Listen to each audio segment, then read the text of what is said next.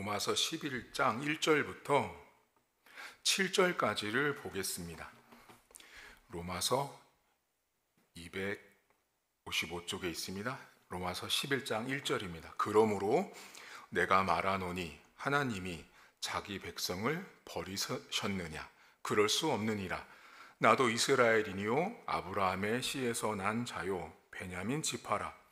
하나님이 그 미리 아신 자기 백성을 버리지 아니하셨나니 너희가 성경이 엘리야를 가리켜 말한 것을 알지 못하느냐?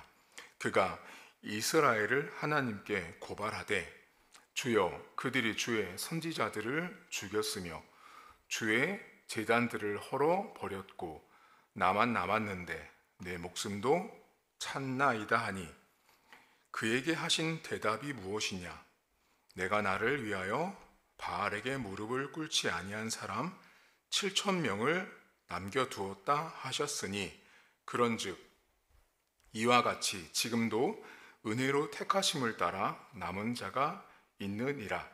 만일 은혜로 된 것이면 행위로 말미암지 않음이니 그렇지 않으면 은혜가 은혜되지 못하느니라. 그런즉 어떠하냐? 이스라엘이 구한 그것을 얻지 못하고 오직 택하심을 입은 자가 얻었고 그 남은 자들은 우둔하여 졌느니라. 아멘. 이스라엘에 북쪽 이스라엘과 남쪽 유다가 있었습니다.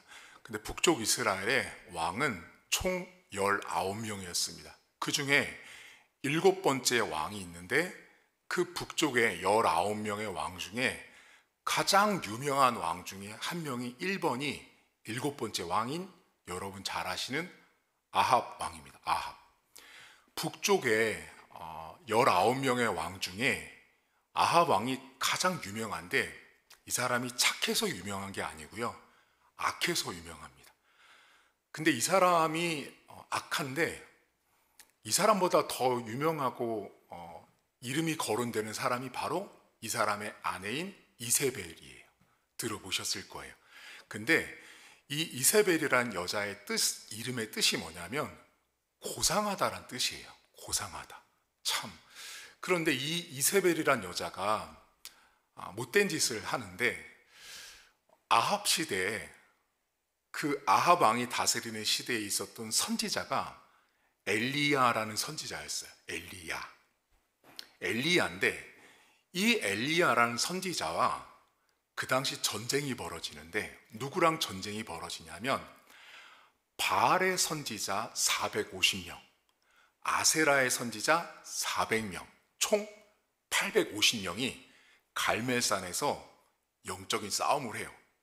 그 싸움이 뭐냐면 어떤 신이 진짜냐 그 싸움을 하는데 엘리야가 야 송아지 한 마리씩 가져와라 시킵니다. 그 송아지를 가져와서 각을 뜹니다. 각을 뜨고 지금부터 각자 신의 이름을 불러보자. 그래서 누가 이 제단에 불을 붙이는지 보자. 이제 시험을 해요. 근데 이 바알의 선지자와 아세라의 선지자들이 아침부터 점심 때까지 이제 오전 내내 자신들의 신의 이름을 불러요. 근데 이 열왕기상 18장 19장에 보면 뭐라고 성경에 나오면 아무 응답이 없다라고 나와요. 불이 안 붙는 거예요. 그러자 12시부터 이제 오후까지 더 난리를 칩니다. 그래도 불이 안 붙어요. 그때 엘리야가 어떤 제안을 하냐면 야 물을 4통을 가져와라 시킵니다. 물 4통을 가져와서 심지어 그 재물에다가 물을 부어버립니다. 물이 없었을 때도 불이 안 붙었거든요. 그런데 이제는 그 재물에다가 물을 4통을 부어버렸으니 그 물이 흘러서 재물도 다 젖고 그 밑에 있는 나무도 다 젖고 그 나무에서 흘러나온 그 물이 그 밑에 있는 흙과 그 웅덩이까지 다 이렇게 축축하게 다 젖어버린 거예요. 쉽게 말하면 물을 4통을 부었으니 자 이제부터 신의 이름을 부르자. 바알과 아세라의 선지자들은 불이 안 붙습니다. 근데 이때 성경에 보면 여호와의 불이 나타납니다. 그리고 그 제단을 몽땅 다 태웁니다. 하나님께서 엘리야를 통해서. 재물도 거기 보면 돌도 태우고 흙도 태웠다라는 말이 나와요. 얼마나 불이 강력했으면 돌도 태우고 흙도 태웠을 점. 여러분, 아무리 화재가 나도요, 돌은 그냥 그을릴 뿐인데 돌이 다 타버린 거예요. 몽땅 다 타버렸어요. 자, 그 다음에 이제 어떤 일이 발생되냐. 이제 엘리야가 대대적인 종교 개혁을 합니다. 기손 시냇가라는 곳으로 이 사람들을 가서 이 850명을 몽땅 다 죽입니다. 다 죽였어요. 성경에 보면 바알과 아세라를 섬겼던 이 사람들을 다 죽이거든요. 자, 그러면 그 시대 아합과 이세벨, 이 두 부부가요, 이 이세벨이라는 여자가 문제가 많은 거예요. 이 이세벨이라는 여자가 데리고 온 신이 아세라 목상이에요. 한마디로 정확히 말, 아세라 목상은 원래 사마리아에서 섬겼던 우상신이에요. 그 신을 데리고 왔는데 문제는 여자가, 그래서 어른들이 여자가 잘 들어와야 된다 이런 말 하잖아. 그 여자가 그걸 가지고 왔는데 문제는 아합이라는 왕이, 이 민족이 이스라엘이 하나님을 섬겼던 나라인데 그거 우상과 구별을 해야죠. 근데 그거를 고스란히 어떻게 하냐. 바알은 가나안 땅을 섬겼던 풍요의 신이에요. 한마디로 말하면. 그러니까 바알을 섬겼던 그 제단 예배당 안에 아세라 목상을 갖다 놓고 또 섬기기 시작하는 거예요. 그러니까 바알도 문제인데 또 거기다가 겹겹이 아세라까지 섬기는 형국이 된 거예요.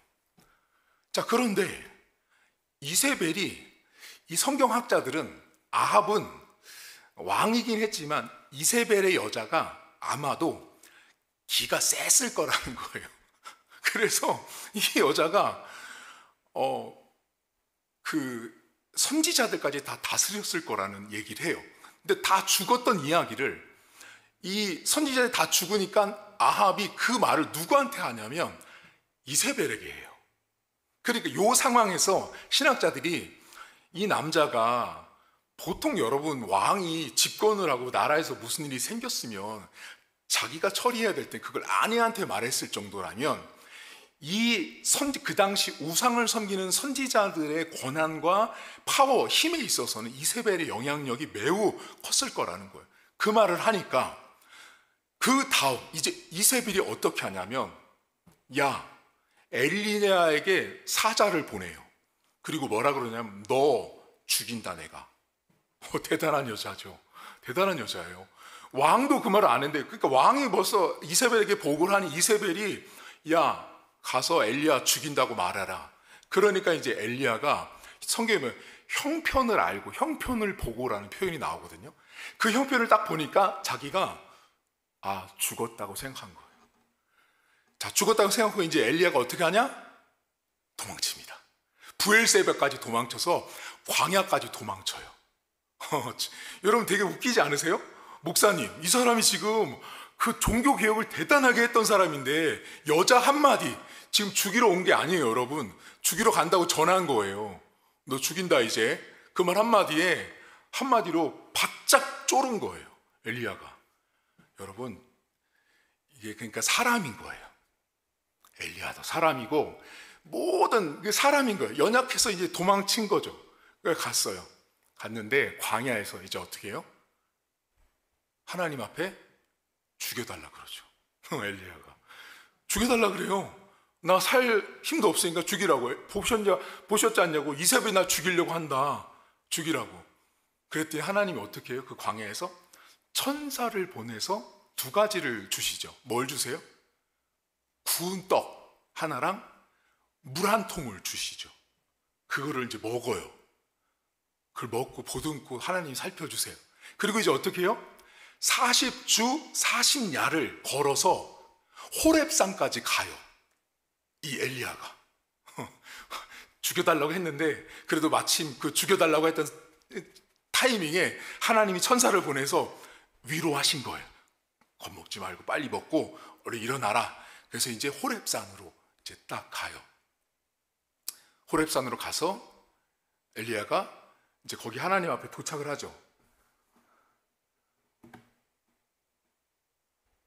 네, 호렙산까지 도착을 하게 돼요. 그런데 이제 이 엘리야가 호렙산에 도착하자마자 하나님과 대화하는 장면이 등장하거든요. 근데 그때 뭐라고 이야기를 하냐면, 하나님, 제가 이거 많은 종교 개혁도 다 하고 했는데 다 죽고 저 한 사람 남았습니다. 이제 그만하는 거예요. 그러니까 이제 자기는 쫓기는 신세가 됐고 자기는 도망자의 신세가 됐는데 여호와 하나님을 잘 섬기는 사람은 이제 없고 나만 남았습니다. 하나님, 난 이제 살 수도 없습니다. 이세벨과 아합이 나를 지금 여기까지 쫓아오면 난 이제 끝장납니다 라고 말을 해요.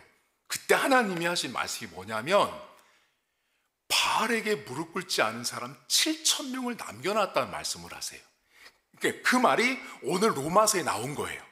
자, 오늘 로마서를 이해하려고 제가 이 이야기를 짧게 설명을 드렸는데, 자, 그럼 이제 생각해 보겠습니다. 자, 엘리야가 하나님 앞에 무슨 말을 했냐면, 다 죽고 나만 남았다 그랬어요. 나만. 자, 나만 남았다 그래서 그때 하나님이 뭐라 그러세요? 아니야, 너만 남은 게 아니고 더 있어, 이 말을 한 거죠. 자, 그러니까 엘리야 눈에는 하나님을 잘 섬기고 바알과 아세라를 섬기지 않는 온전한 신앙을 가지고 있는 남아있는 사람, 남은 사람이 있다라는 것을 엘리야는 그 당시에 그 사람 눈에는 안 보이는 거죠. 안 보이는 거예요. 근데 하나님은 알고 계셨고 보고 계셨어요. 그러니까 엘리야에게, 야, 바알에게 무릎 꿇지 않은 7,000명이 아직도 있다라고 말합니다. 근데 여러분, 여기서 한 가지 주의하실 건 7,000명이라는 해석이 학자마다 좀 달라요. 그러니까 말 그대로 진짜 7,000명일 수도 있고요. 다른 해석자들, 요즘 복음주의 신학자들은 그만큼 많은 사람들이 남아있다, 이걸 말씀하고 있다라고 보는 학자들도 있습니다. 어쨌든 남은 자가 있는 거예요. 바알과 우상을 섬기지 않은 남은 자가 있는 상황이 된 것을 하나님이 딱 말씀하세요. 자, 그럼 여기서 이제 엘리야를 잠깐 생각해 봐야 될 것 같아요. 여러분, 엘리야가 왜 나만 남았다 그랬어요? 자, 이 나만 남았습니다, 하나님, 다 죽고 나만 남았습니다, 이 말 속에 있는 엘리야의 마음을 들여다보셔야 돼요. 어떤 마음이 엘리야의 안에 있을 것 같으세요, 여러분? 이 사람 종교 개혁을 일으킨 사람이에요. 우상 섬기는 사람도 다 죽였단 말이에요. 그리고 그 사람 앞에서 송아지 앞에 물을 4통을 부었는데 불로 다 태운 사람이에요. 기적의 사람인 거죠. 놀라운 능력을 행한 사람이에요. 근데 나만 남았다 그랬을 때 이 사람 안에 뭐가 있을 것 같으세요?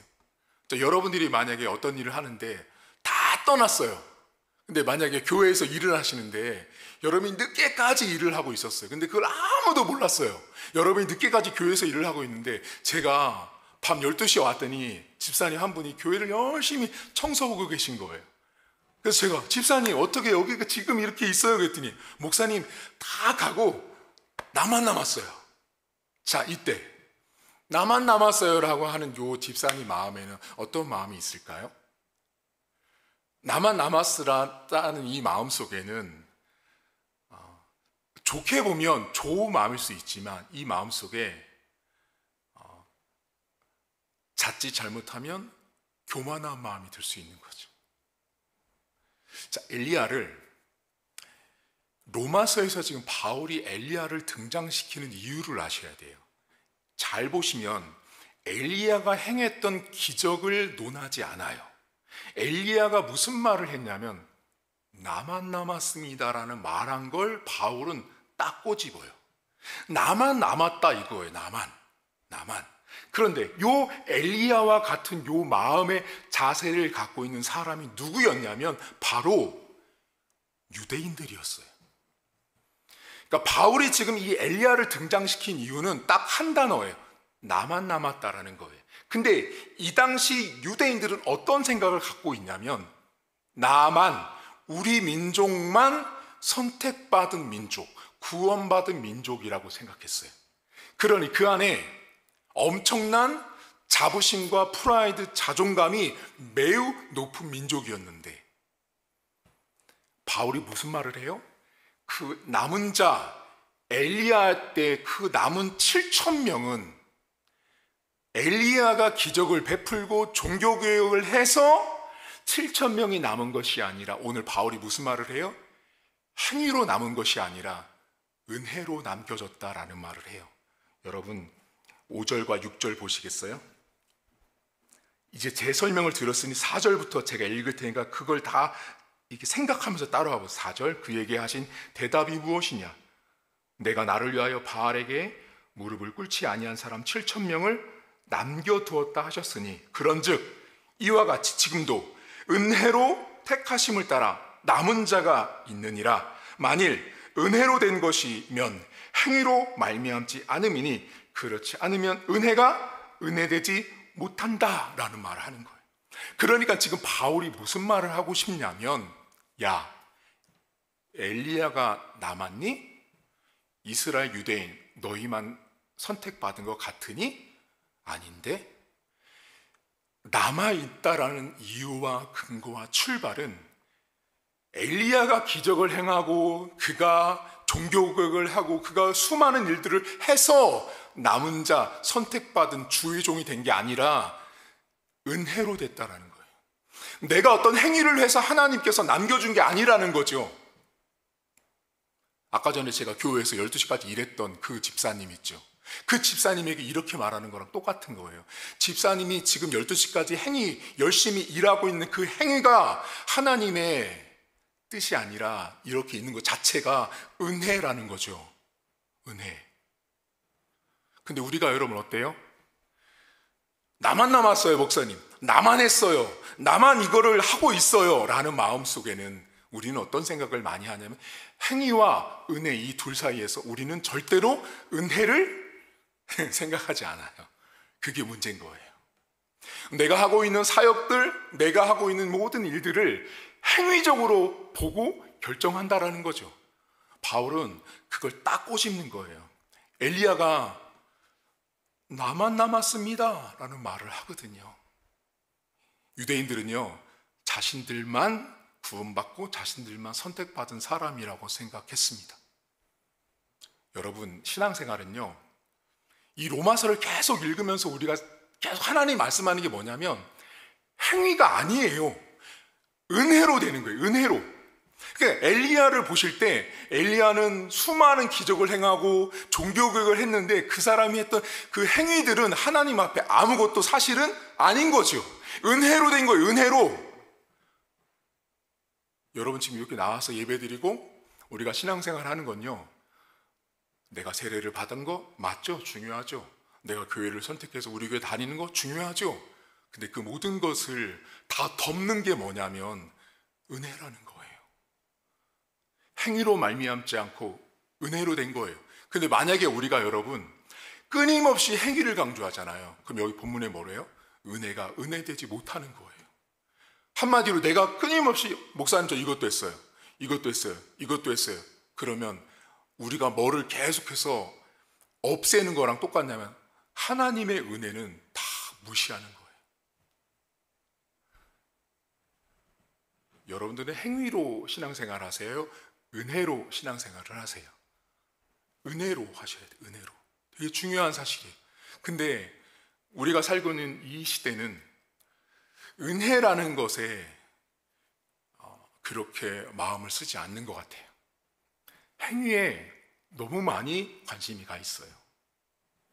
그 행위로 가다 보니 그 행위를 여러분 어때요? 행위라는 건 자, 초등학교 1학년이 하는 행위와 고등학교 3학년이 하는 행위에는 행위의 모습이 다르겠죠. 자, 이 모습을 제가 왜 빗대어서 설명드리냐면, 일반 성도가 교회 안에서 하는 행위와 장로, 권사, 집사가 하는 행위가 다르겠지요. 그러니까 사람들이 어떻게 이 세상이 뒤바뀌었냐면요, 자신의 행위를 끊임없이 부각시키기 위해서 직분을 받으려고 해요. 내가 직분을 받았기 때문에 은혜로 행위를 하는 건데, 내가 저 행위를 하기 위해서, 내가 이것을 성취하기 위해서 나는 이 직분을 받아야 돼. 예를 들면 어떤 교회는 권사들이 주일 예배 대표기도를 하는 교회들이 있어요. 보통 교회는 장로들이 대표기도를 하잖아요. 그러니까 권사가 대표기도를 하니 어떤 권사가 야, 나도 이 강단에 한번 올라와서 주일날 대표기도 한번 하고 싶다 하는 권사가 있었던 거예요. 그러니 그 권사는 대표 기도를 하는 그 행위를 위해서 권사가 되어야 하는 거죠. 그 권사에게는 행위만 남아있지 은혜는 없습니다. 여러분, 우리가 신앙을 좀먹고 우리가 신앙이 건강하지 않는 것은 교회를 다니면서 끊임없이 행위를 강조할 때, 행위에 내 신앙을 비춰보고 행위를 통해서 내 신앙의 좋다 나쁘다를 평가하면 평가할수록 뭐가 없냐면 은혜가 은혜되지 못하는 거예요. 여러분이 저를 보실 때도 은혜로 보셔야 되고요, 저도 여러분을 볼 때 은혜로 봐야 되는 거예요. 이 시간에 나와 있고 예배를 드리고 한 공동체에 모여 있는 것이 은혜라고 보는 거죠. 만약에 근데 여기 와서 누구는 이거 했고 누구는 이거 했고 누구는 저걸 하고 있고 앞으로 누구는 저것을 할 것이고 자꾸 행위를 강조하면 강조할수록 은혜는 사라집니다. 여러분, 아까 전에 엘리야를 잘 생각해 보시면요, 엘리야처럼 행위를 강조하면 강조할 것이 많은 사람이 없어요. 다른 거 다 떠나서 여러분, 850명 그거 종교개혁한 거 다 떠나서요, 야, 내가 불 안 붙는데 물까지 다 부은 곳에 불을 지폈던 사람이야. 그런 기적이 어디 있어요, 여러분? 그래서 교회 가보면 여러분 그런 목사들 많잖아요. 성도 한 명 딱 기적같이 이렇게 세우면 그 교회는 어떻게 돼요, 이제?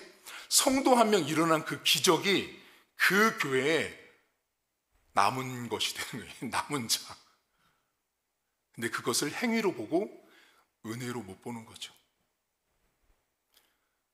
여러분 스스로에게 한번 물어보세요. 로마서는 사실 우리에게 끊임없이 은혜를 말합니다. 제가 이 강단에 서고 여러분들을 섬기고 여러분과 함께 목양을 하고 목회를 하는 것은 행위로 되는 것이 아닙니다. 은혜로 되는 것입니다. 여러분들 아마 하나님 앞에 내세울 만한 행위들 많죠. 근데 그 행위는요, 은혜를 자꾸 갉아먹습니다. 은혜를 자꾸 죽이고 숨기게 만드는 거예요.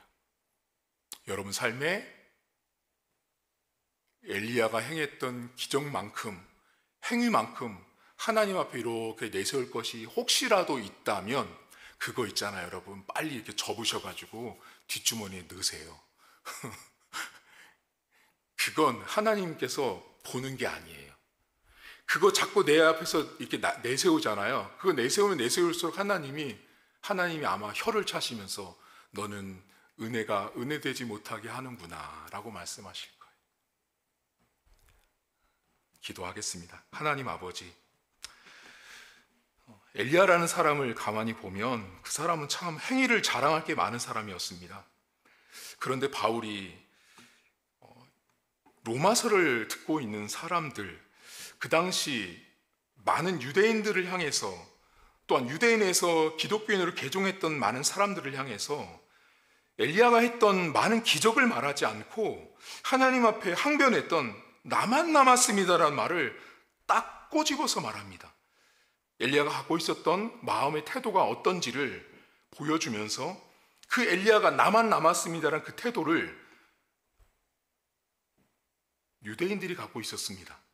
우리만 선민이고 우리만 선택받은 사람이고 우리만 하나님 앞에 내세울 만한 행위가 있다라고 바라봤던 사람들을 바울은 꼬집습니다.